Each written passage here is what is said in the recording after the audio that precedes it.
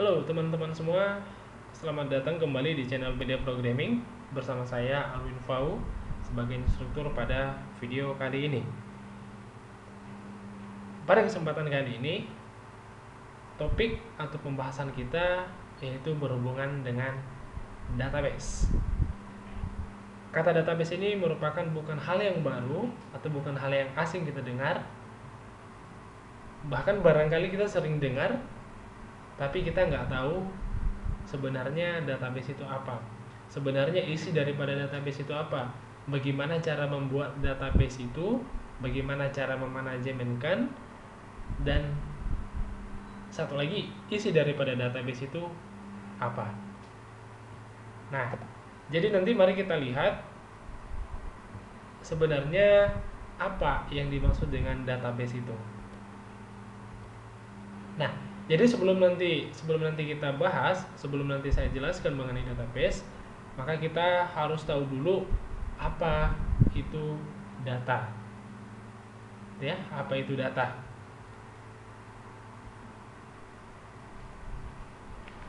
Nah, data itu merupakan representasi fakta atau kejadian di dunia nyata. Ya, representasi fakta kejadian di dunia nyata. Nah, jadi apa yang pernah kamu baca, apa yang pernah kamu lihat, apa yang pernah kamu olah, itu merupakan data. Ya, itulah merupakan data. Nah, contoh, ada data nama.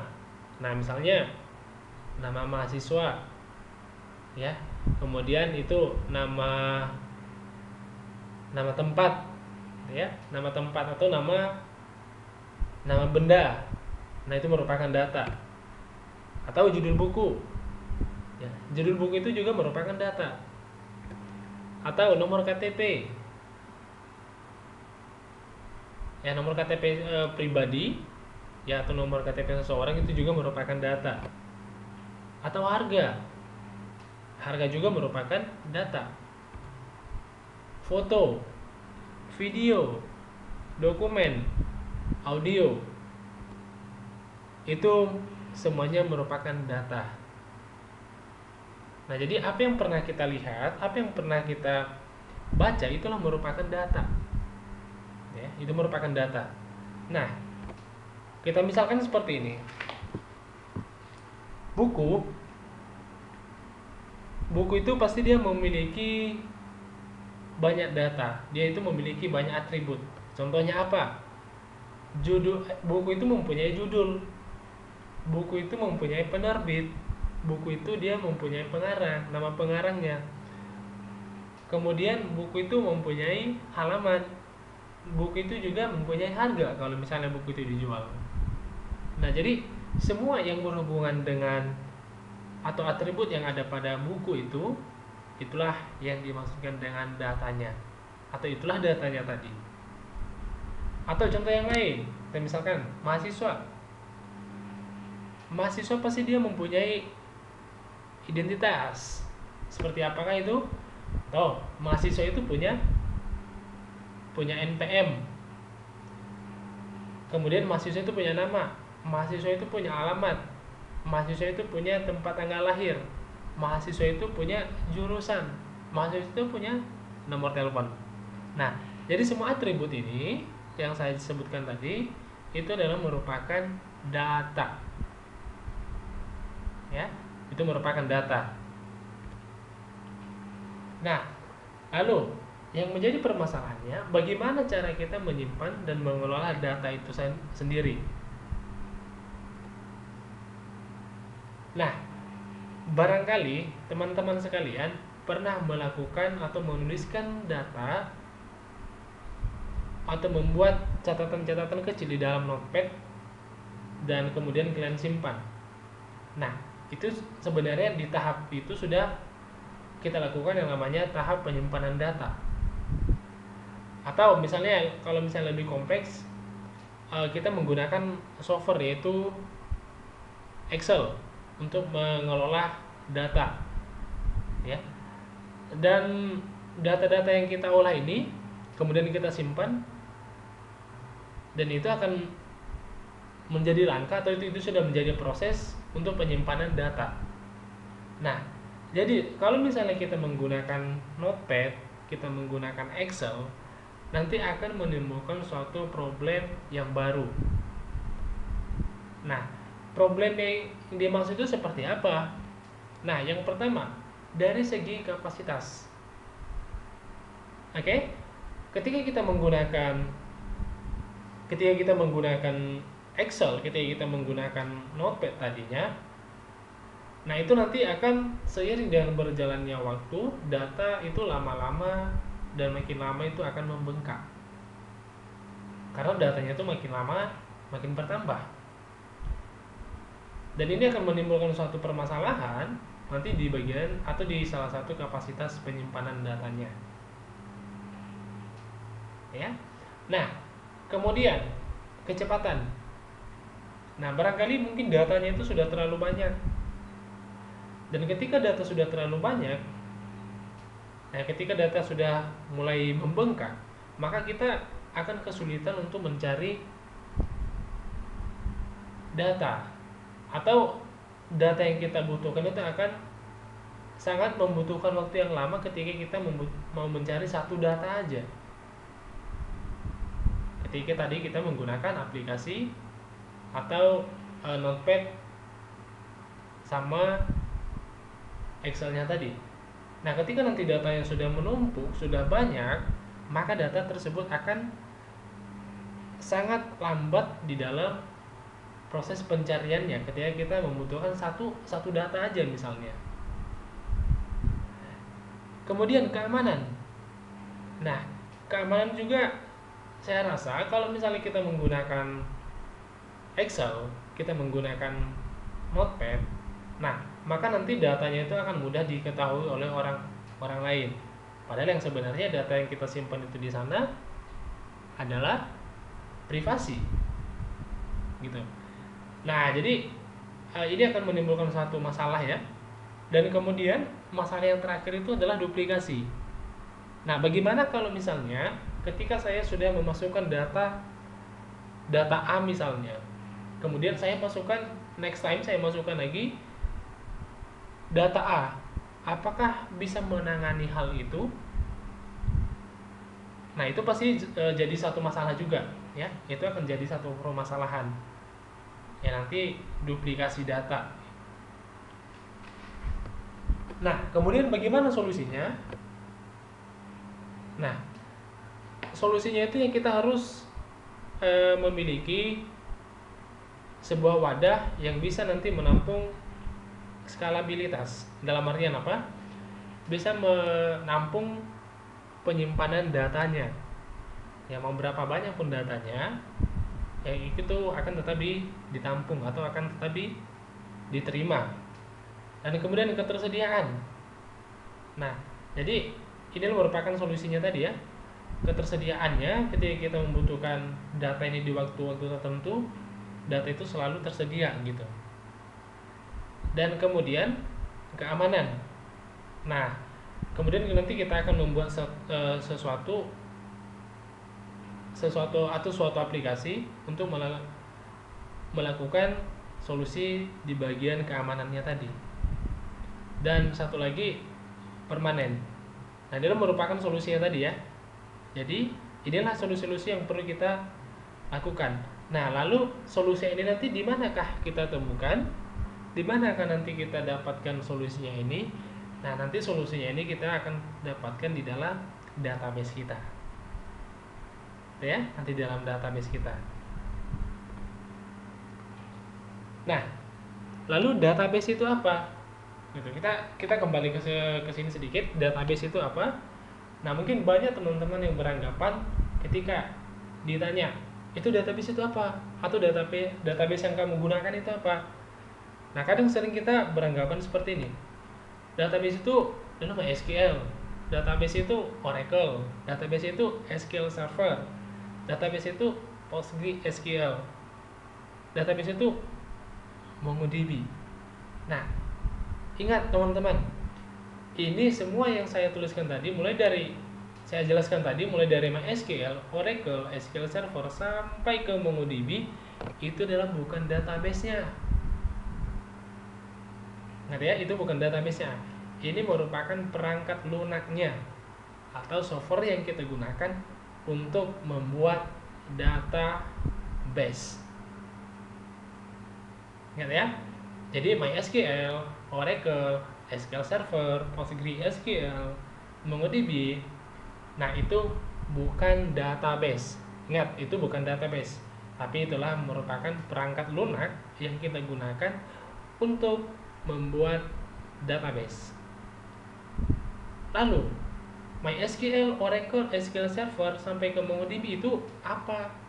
Nah, itu adalah yang disebut dengan Database Management System atau DBMS. Nah, aplikasi inilah nanti yang akan yang mampu ya, yang membantu kita untuk melakukan pengolahan data, untuk membuat database, untuk melakukan proses-proses atau interaksi ke dalam database kita. Nah, jadi kelima perangkat lunak ini nanti yang akan membantu kita untuk memanajemenkan database kita. Nah, database itu selalu saya ilustrasikan seperti ini. Siapa sih yang nggak kenal dengan lemari? Ini ya, saya kasih ilustrasi dulu ya. Siapa sih yang nggak kenal dengan lemari? Pasti di rumah itu punya lemari. Dan kemudian lemari itu pasti dia mempunyai bagian-bagian tertentu. Contoh, ini lemari pakaian.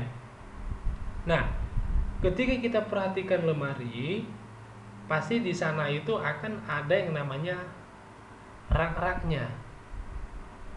Ya, akan ada raknya. Nah, misalnya ini rak 1, rak 2, rak 3, rak 4, rak 5, dan rak 6. Nah, lalu di masing-masing raknya itu pasti kita akan menyimpan benda-benda tertentu. Nah, contoh, kita menyimpan baju, kita menyimpan celana, kita mau menyimpan buku, kita mau menyimpan tas. Nah, pasti di bagian-bagian rak tertentu kita akan tentukan tempatnya. Baju di bagian rak keberapa, celana di bagian rak atau di rak keberapa, tasnya di rak keberapa, kemudian bukunya di rak keberapa. Nah, jadi itu akan mempermudah kita nanti untuk mencari apa yang kita butuhkan di dalam lemari tadi. Nah, jadi seperti itu ilustrasinya ya, ilustrasi daripada database-nya. Ya, ilustrasi daripada database itu seperti itu. Jadi nanti setelah kita manajemenkan, setelah kita sesuaikan dengan tempat penyimpanannya tadi, contoh celana saya tempatkan di rak kedua, kemudian baju saya tempatkan di rak pertama. Nah, akankah mudah proses pencariannya kalau misalnya kita pisah? Pasti akan mempermudah. Ketika saya mencari baju, maka saya hanya membuka rak pertama aja. Oh, ini baju saya di sini di rak pertama. Udah, rak pertama saya buka, saya ambil baju yang mau saya pakai. Kemudian saya mau ngambil celana. Ada celana mau saya pakai. Apakah semua raknya itu kita buka? Tidak. Jadi yang perlu kita buka itu adalah hanya rak di mana kita tempatkan atau di mana kita simpan celananya tadi.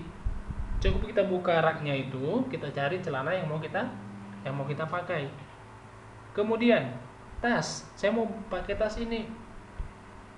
Ya kita lihat aja tasnya itu kita simpan di rak ke mana, di rak ke berapa gitu. Ya udah kita ambil aja. Kita buka raknya, kita ambil, kita pakai. Nah, lalu bagaimana kalau misalnya kita gabung semua? Kalau kita gabung semua pasti kita butuh waktu yang lama untuk mencari baju atau untuk mencari celana yang mau kita pakai. dan itu pasti akan berantakan, ya pasti itu akan berantakan semua. Yang seharusnya itu yang mau kita ambil adalah celana, tapi secara otomatis pasti kita akan buka baju, kita angkat, ya kita angkat hanya untuk mencari satu celana tadi. Dan apa yang sudah kita rapikan, apa yang sudah kita susun tadi, pasti itu akan berantakan lagi.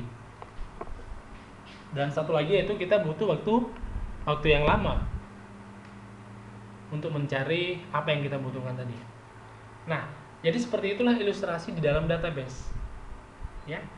Seperti itulah ilustrasi di dalam database. Nah, jadi kita lihat seperti ini database. Nah, di sini saya akan jelaskan database itu tadi apa.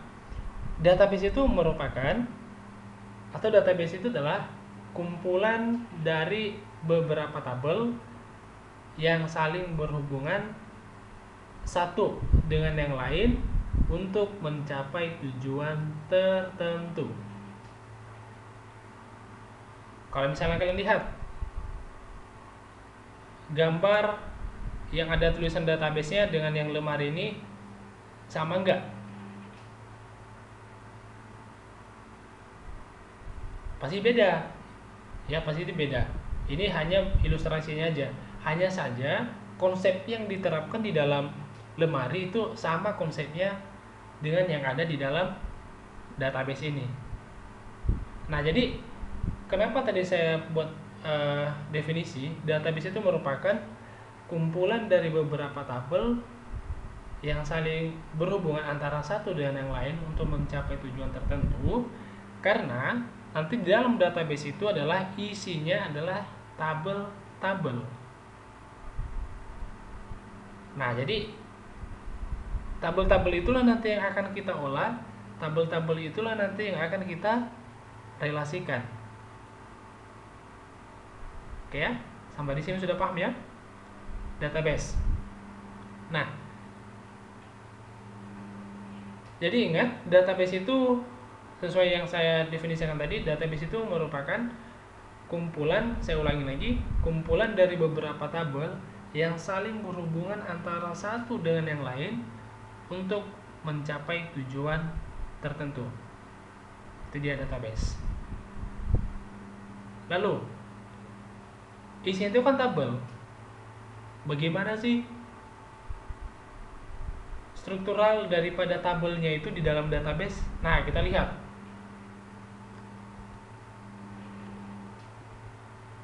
Nah, seperti inilah representasi data atau representasi tabel yang ada di dalam database itu. Tadi kan sudah saya jelaskan, di database itulah isinya tabel. Nah, inilah representasi tabel yang ada di dalam database itu. Inilah gambarannya, seperti inilah gambarannya. Ya, seperti ini gambarannya. Dan kemudian di dalam tabel itu ada yang disebut dengan baris dan ada yang disebut dengan kolom.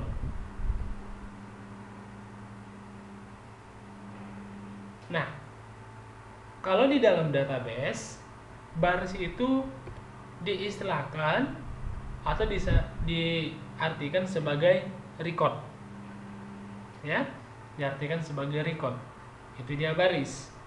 Sedangkan yang kolom itu diistilahkan dengan field. Nah, jadi di dalam database itu ada tabel, di dalam tabel itu ada baris dan kolom.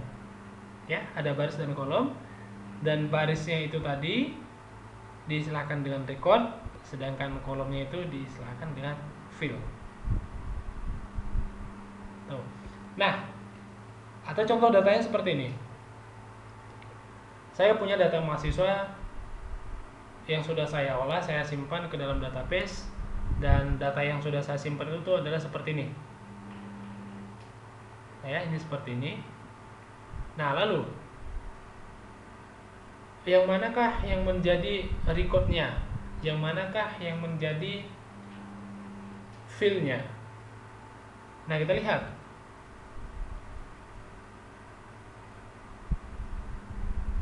Baris yang saya lingkarin dengan warna merah itu adalah recordnya.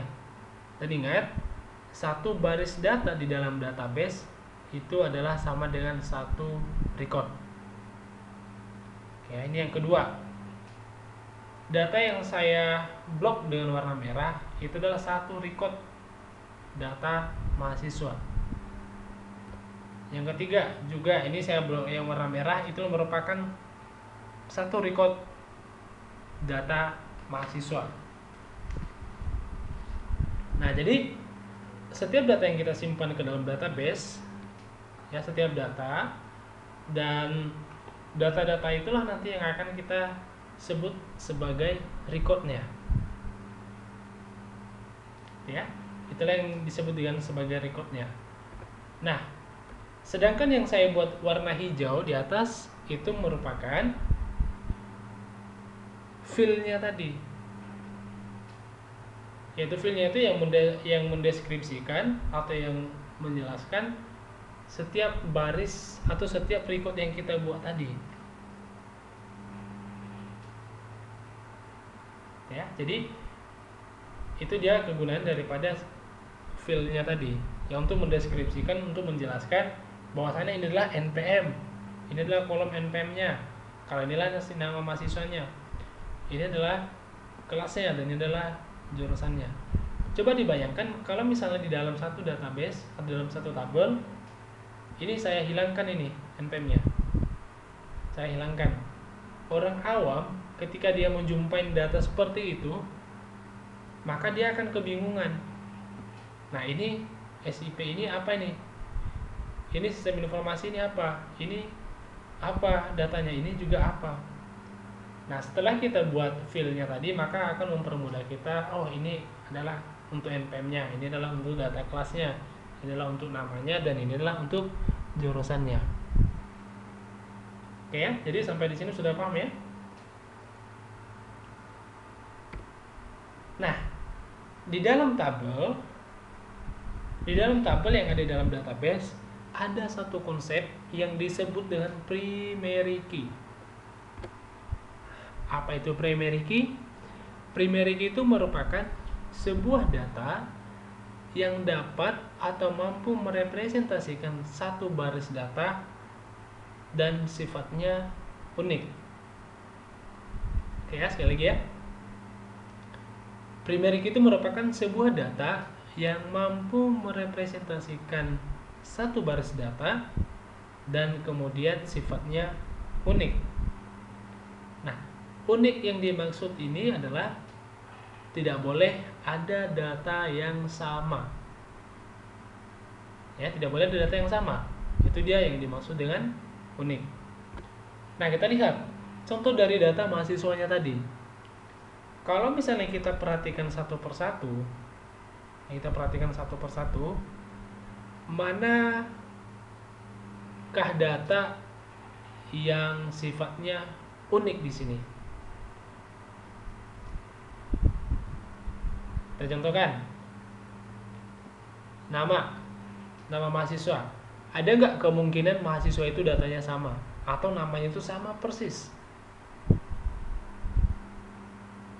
Pasti ada. Kemudian kelas. Nah, ini lebih jelas lagi, pasti akan data itu sama. Contoh ini. Ya, ini contoh data mahasiswa ini, bisa aja nanti satu data ini atau 5 data yang ada di sini itu dia kelasnya sama. Nah, kemudian jurusan. Ya, jurusan apalagi? Pasti banyak mahasiswa yang jurusannya sama. Nah, manakah yang data yang unik di sini? Yaitu NPM-nya. Oke ya. Jadi itu adalah NPM itu merupakan data yang unik, yang dimana data yang unik ini tidak akan bisa ditemukan di data yang lain. Kenapa? Karena data atau NPM ini hanya dimiliki oleh satu orang mahasiswa. Oke, kenapa tadi saya sampaikan tadi bahwasannya primary key itu mampu merepresentasikan satu baris data. Coba kalian bayangkan ketika kalian membayar uang kuliah di bagian administrasi. Pasti bagian administrasi hanya meminta NPM kalian saja, berapa NPM-mu. Pasti diinputkan oleh si admin. Kemudian setelah di enter, maka semua data yang berhubungan dengan NPM kamu atau NPM kalian pasti itu akan tampil semua. Namanya siapa, kelasnya kelas berapa, kemudian grup kelasnya apa, kemudian semester berapa, cicilannya cicilan ke berapa, dan lain sebagainya. Nah, karena di dalam data yang di dalam NPM Anda itu, di dalam NPM kalian masing-masing itu, dia tuh sudah tersimpan di sana informasi-informasi untuk satu orang mahasiswa.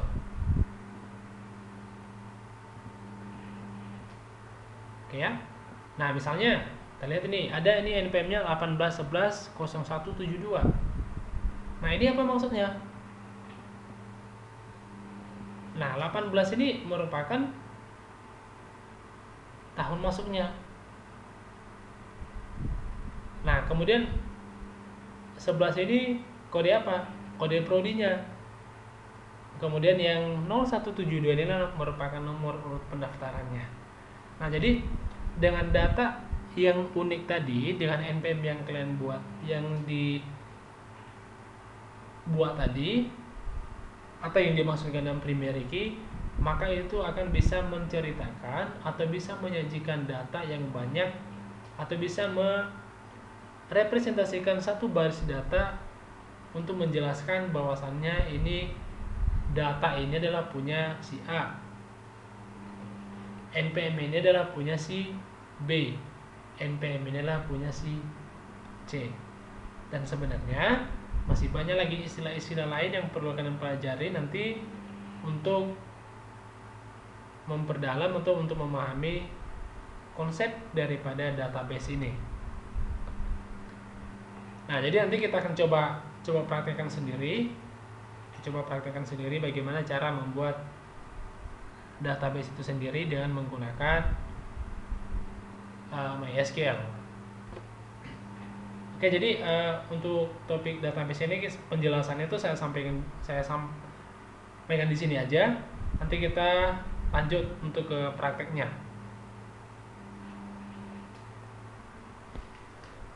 Oke, nah sekarang kita akan lanjut untuk pembuatan database-nya. Ya, kita akan coba membuat database baru.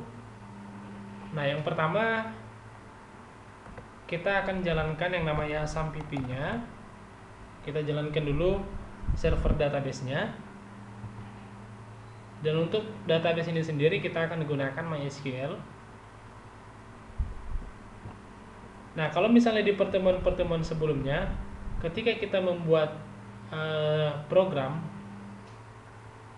di pertemuan kedua, ketiga kemarin, kita hanya menjalankan Apache-nya aja. Kenapa? Karena kita belum berhubungan dengan database. Nah, mulai di pertemuan ini sampai seterusnya kita akan tetap menggunakan atau menjalankan si MySQL-nya ini. Kita jalankan Apache-nya untuk menjalankan program kita. Kita jalankan server database-nya atau MySQL-nya untuk terkoneksi ke dalam database kita nanti. Oke, kalau sudah seperti ini, kita close saja. Nah, sekarang kita akan coba buat database baru. Kita buka command prompt.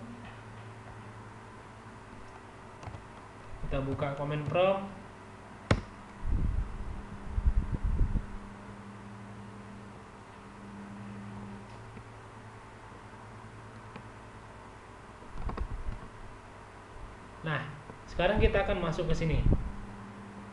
Nah, untuk menjalankan atau untuk masuk ke dalam server database-nya tadi, ke dalam MySQL-nya, maka kita lakukan beberapa langkah.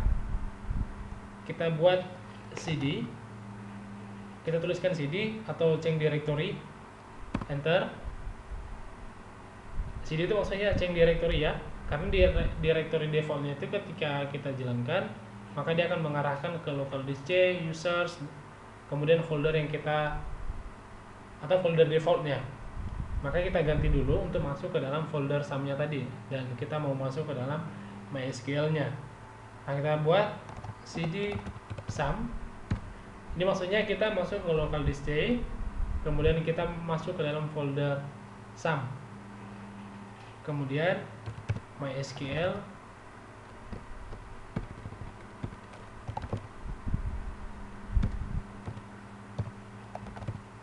bin MySQL, kemudian folder bin dan folder MySQL.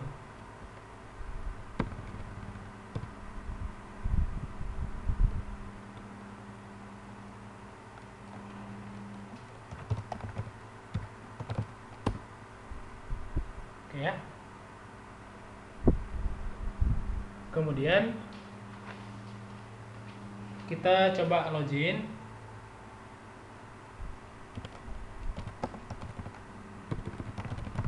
Kita masuk sebagai administrator.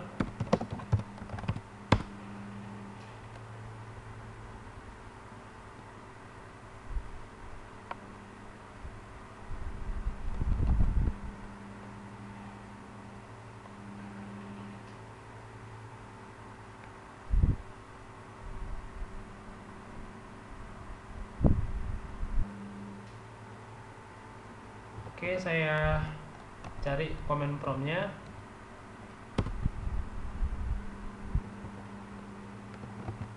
Tadi kita buat di sini cd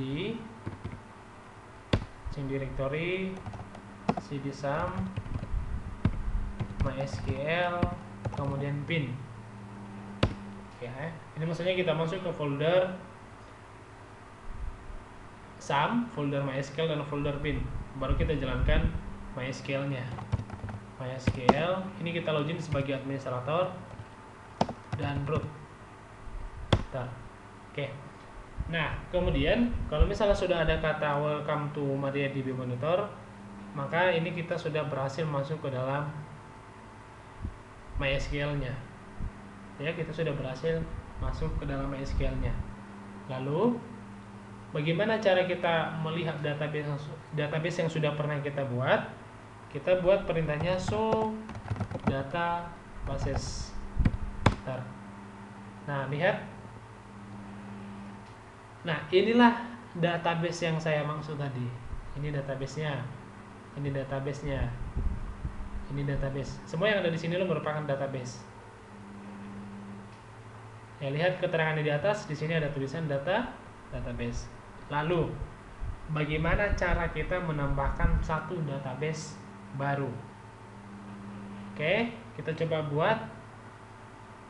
Kita akan buat dengan perintah create database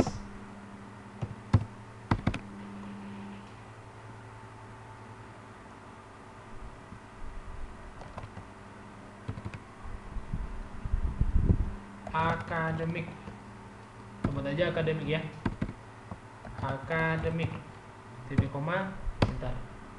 Nah, kalau sudah ada perintah query OK, one row atau satu baris kita sudah tambahkan ke dalam database-nya, maka ini kita sudah berhasil membuat database baru. Kita lihat di atas, di sini belum ada tulisan akademik. Nah, kita lihat, kita tuliskan lagi perintahnya tadi show database. Nah, secara otomatis di sini akan terbentuk satu database baru, yaitu akademik. Nah, di sini tadi belum ada ya. Nah, setelah kita buat lagi perintah create tadi, maka ini akan terbentuk satu database baru. Nah, lalu bagaimana cara? Ini kan database-nya banyak.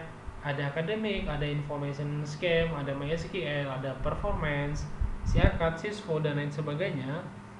Itu kan banyak database-nya. Lalu, bagaimana caranya kita memilih database tersebut? Nah, caranya kita gunakan perintah use akademik. Titik koma, enter. Oke ya. Nah, jadi kita lihat database change. Nah, berarti kita sudah berhasil memilih database-nya untuk kita olah, untuk kita manajemenkan. Nah, tadi kan seperti yang saya jelaskan di sebelumnya, bahwasanya database itu merupakan kumpulan dari beberapa tabel.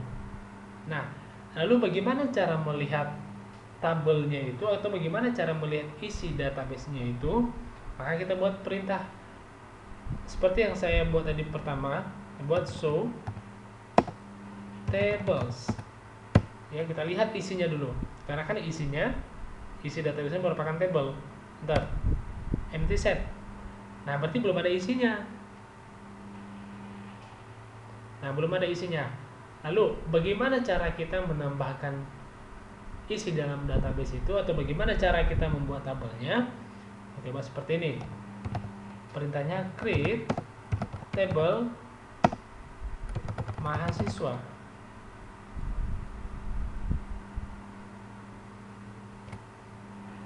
Oke, kita buat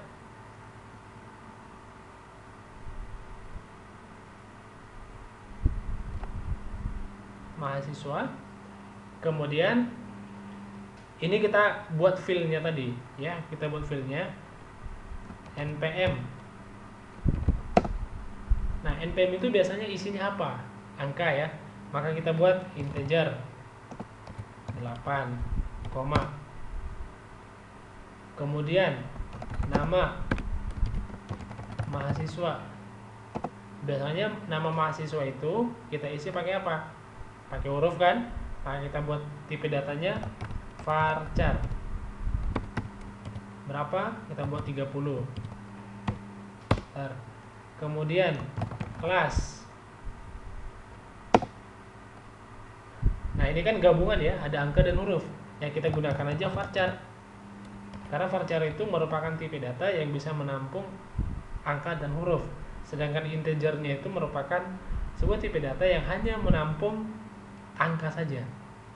Nah, oke, kita buat mesin 8. Jurusan. Kita buat alamat. Ini juga varchar. Kita buat 60 aja. Kemudian jurusan kita buat varchar 20. Kemudian nomor telepon, kita buat aja telepon. Nah, ini telepon ini kita gunakan varchar. Kenapa? Karena kalau di dalam integer, digit 0 itu tidak bisa disimpan di awal, kan, ya? Jadi kita gunakan aja ini varchar tipe datanya. Ini nggak masalah, ya, nggak masalah. Ini 12 kurung, koma, enter. Nah, oke, query oke, ya. Nah, jadi secara otomatis setelah kita buat ini struktural ini, kita buat tabelnya tadi, maka isi database ini sudah ada. Database akademik itu sudah ada satu tabel. Nah, kita buat lagi perintah show tabelnya tadi, show tables. Kita lihat isinya. Oke, ada satu tabel mahasiswa. Lihat di sini, tables in academic. Berarti sudah ada satu tabel yang kita buat di dalam akademiknya. Itu database akademik. Lalu, bagaimana cara kita menyimpan data di dalam tabel ini? Atau bagaimana cara melihat isi atau data yang ada di dalam tabel mahasiswa ini? Nah, kita buat perintahnya select bintang from atau select all from mahasiswa.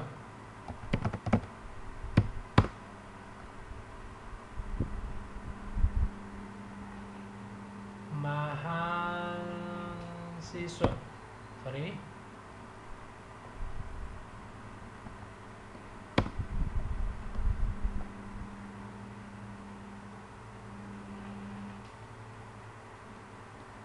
Terbalik, ini salah. Nih, oke. Select bintang from ya bukan mahasiswa ya, jadi ya ini salah penulisan ya, ini mahasiswa. Nah jadi ini empty set. Nah jadi datanya itu masih kosong gitu ya, belum ada datanya. Lalu bagaimana cara kita menyimpan datanya? Nah kita simpan seperti ini, kita buat insert into mahasiswa values. Nah kita isikan datanya apa, name-nya contoh 12 11 07 57, namanya siapa, contohnya ini kita sesuaikan dengan jumlah filenya tadi ya, ini 1 2 3 4 5 6, berarti ada 6 data yang kita masukkan di sana. Contohnya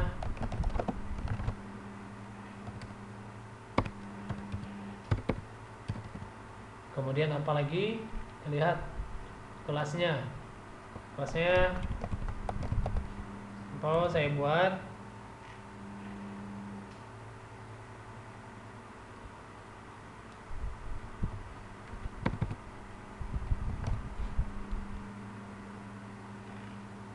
kemudian alamatnya saya buat aja Medan, kemudian jurusannya informatika,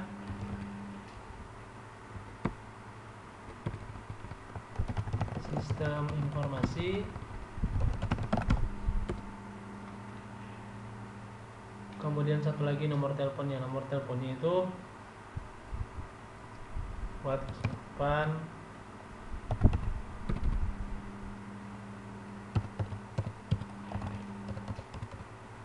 Oke. Kemudian kita simpan itu koma. Nah, query oke. Nah, jadi kalau misalnya sudah berhasil seperti ini, maka kita sudah berhasil menyimpan data ke dalam database ya. Nah, kita lihat. Tadi kan kita membuat perintah ini ya. Buat perintah ini dan katanya di sini empty set, belum ada isinya. Nah, sekarang kita coba lakukan perintah yang sama, select bintang atau select all from mahasiswa, enter. Pasti nanti data yang kita buat tadi ini akan disajikan di dalam bentuk tabel. Oke ya, kita enter. Nah, kita lihat. Nah, jadi datanya itu sudah disimpan dalam tabel seperti ini. Nah, makanya tadi dari awal sudah saya jelaskan, database itu merupakan kumpulan dari beberapa tabel. Ya, kumpulan dari beberapa tabel. Ya, dimana nanti tabelnya itu akan kita hubungkan antara satu dengan yang lain untuk mencapai satu tujuan tertentu. Lalu, bagaimana kalau misalnya kita menambahkan satu tabel baru? Ya, kita lakukan hal yang sama seperti yang kita buat tadi di atas. Contohkan seperti ini ya. Create, saya mau buat tabel dosen. Create table dosen. Oke, saya buat NIDN-nya ini integer. Saya buat 12, nama dosen, varchar-nya karena berupa huruf nanti yang saya simpan di sana. Kemudian alamat, varchar saya buat 60 aja. Kemudian telepon, varchar 12. Bentar. Nah, kode oke. Nah, kita lihat ya. Nah, ini sudah berhasil. Maka di dalam database kita sudah punya dua tabel. Kita lihat dulu. Show table. Ya, show tables. Nah, lihat. Tabel kita sekarang sudah dua. Ada dosen, ada mahasiswa. Nah, lalu bagaimana cara kita menyimpan data ke dalam tabel dosen? Ya, kita cukup mengikuti langkah seperti yang kita lakukan tadi dari awal. Kita buat seperti ini. Insert into dosen values. Enter. Kita lihat ya. NIDN-nya 01 29 92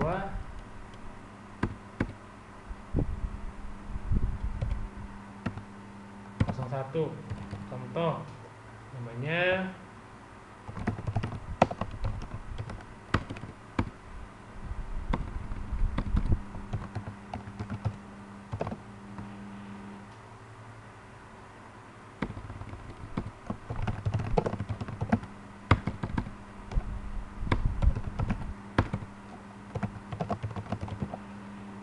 contoh, kemudian alamatnya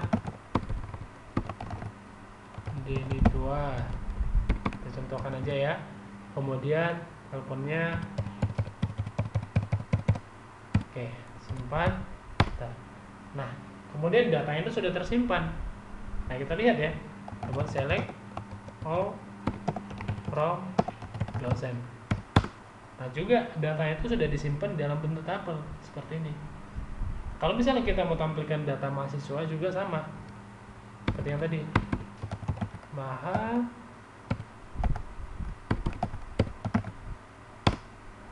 oke ya.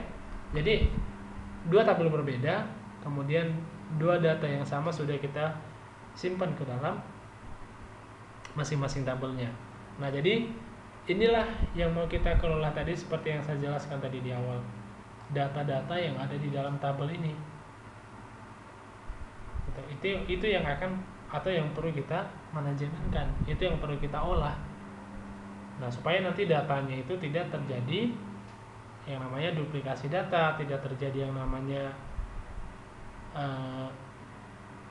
atau kita tidak membutuhkan waktu yang lama untuk mencari datanya. Nah, jadi nanti kalau misalnya sudah ada datanya ini akan tersimpan secara permanen di dalam database kita. Jadi 2 tahun kemudian, 3 tahun kemudian, 100 tahun kemudian, ketika data ini kita mau ambil, kita mau olah lagi, maka data itu akan tetap ada di situ selama database-nya tidak dihapus. Nah, gitu. Nah, jadi saya rasa materi hari ini tentang database saya sampaikan di sini. Saya akhir sampai di sini aja. Nanti kita coba praktekkan lagi untuk melakukan koneksinya ke dalam frame coordinator-nya. Jadi kita lakukan bertahap, kita buat database-nya dulu, baru nanti kita koneksikan ke dalam frame coordinator, baru nanti di sana kita manajemenkan atau olah data ini tadi di dalam program kita nantinya. Oke, baik, saya rasa itu aja ya materi yang perlu saya sampaikan ini hari. Silakan ditonton videonya dari awal sampai selesai. Semoga Anda bisa memahami apa itu database dan bisa mempraktekkan sendiri nanti. Oke, saya rasa itu aja dari saya. Jangan lupa tonton videonya dan jangan lupa di share, subscribe, dan like supaya channel ini bisa menjadi gudang ilmu untuk kita semua. Oke, salam dari saya sebagai instruktur dari BD Programming. Salam sukses untuk kita semua.